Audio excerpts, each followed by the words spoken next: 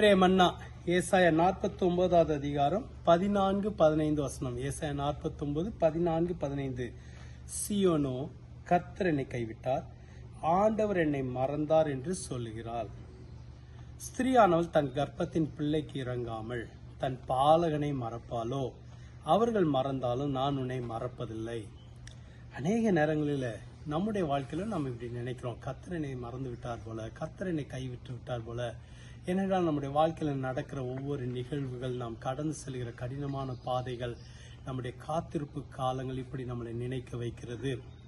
ஆனால் நமக்கு தான் இந்த பதிலை ஆண்டவர் கொடுக்கிறார். தன் கர்ப்பத்தின் பிள்ளைக்கு இறங்காமல் தன் பாலகனை ஸ்திரீயானவள் மறந்தாலும் நான் உன்னை மறப்பதில்லை.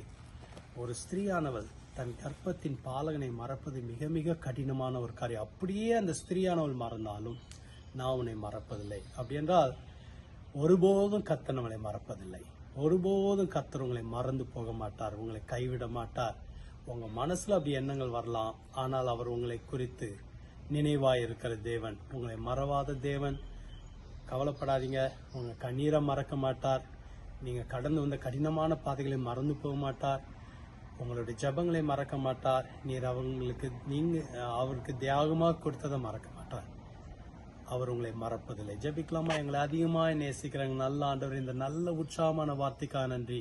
ஒருபோது எங்களை மறவாத தேவன், உங்களுடைய பிள்ளைகளை மறவாத தேவன், நினைவில் வைத்திருக்கிற தேவன். அற்புதங்களை செய்வீராக. அவங்க கண்ணீரெல்லாம் தொடங்க, அவங்க நெருக்கத்திலிருந்து விடுவீங்க. எவ்வளோ காலம் காத்திருப்பாங்க, மனமிறங்கி விடுவிப்பீராக. அற்புதங்களை செய்வீராக. இந்த நாள் ஆசீர்வதிக்கப்பட்ட நாளாக இருக்கட்டும். இயேசு மூலம் ஜெபிக்கிறோம் பிதா, ஆமென்.